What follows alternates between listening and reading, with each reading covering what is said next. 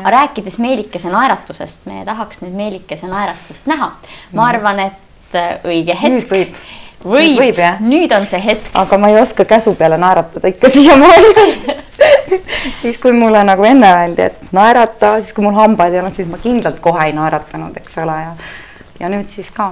Aga ma arvan, et siin ei olegi vaja käsu peale naeratada, lihtsalt see hea hetk, see mõnus, ilus. Mütsi võid ka tegelikult ära võtta. Ja loodan, et... Nii, näite siis meile, et see ei ole käsk, see on käsk. See on mõnus palve, naerata meile. Ilus. Rääkige midagi naljakat, siis ma kindlasti naeratan. See on jah, selline asi, mis on siiamaani veel natukene mulle raske, et käsu peale ei oska midagi teha. Võtaks ühe küsimuse, mis meile on tulnud ja Tarmo küsib, kas nüüd edaspidi kavatsed hambad korras hoida? Loomulikult.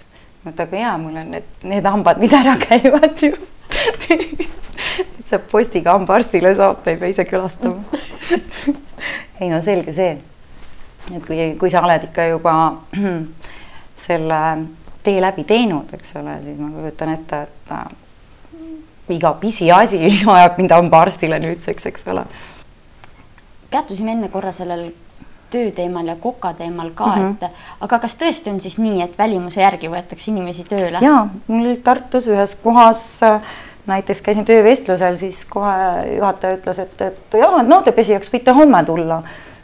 Ütleski kohe mulle niimoodi, et isegi ei pakkunud proovipäeva võimalust ja siis ütles ka, et kuidas see nüüd, ma ei mäleta selline aastaid tagasi, aga ühesõnaga kumas läbi, et kokade 2 kutsehaigust pidi radikuliit ja alkoholism olema, et kumba mina põen, küsiti minu käest, et kuna mu hambad sellised olid, et no jah, et see ei olnud minu kaotus, see oli tööandja kaotus, ma võin öelda.